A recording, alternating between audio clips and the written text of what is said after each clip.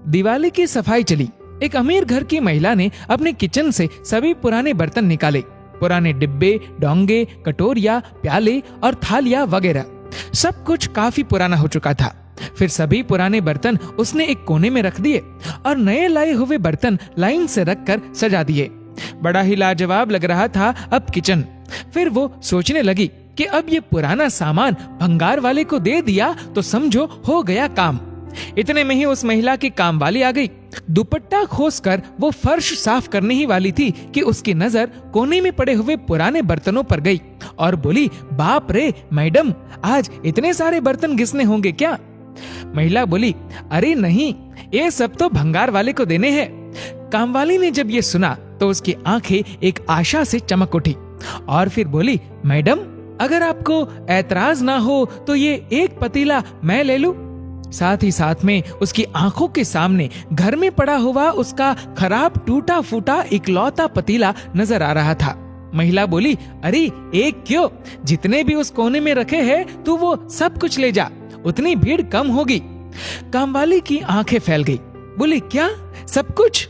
उसे तो जैसे आज अली बाबा की गुफा ही मिल गई थी।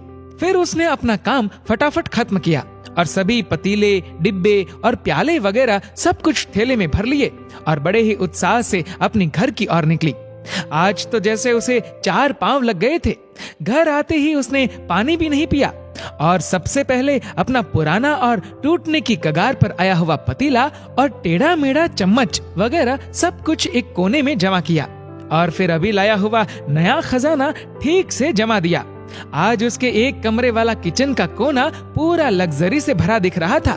तभी उसकी नजर अपने पुराने बर्तनों पर पड़ी और फिर खुद से ही बोली, अब ये टूटा फूटा सामान भंगार वाले को दे दिया तो समझो हो गया काम। तभी दरवाजे पर एक भिखारी पानी मांगता हुआ हाथ जोड़े खड़ा था।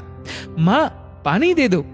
कामवाली उसके हाथों में पानी देने ही जा रही थी कि उसे अपना पुराना पतीला नजर आ गया और फिर उसने वो पतीला भरकर पानी भिखारी को दे दिया। जब पानी पीकर और तृप्त होकर वो भिखारी बर्तन वापस करने लगा तो कामवाली बोली, फेंक दो कहीं भी।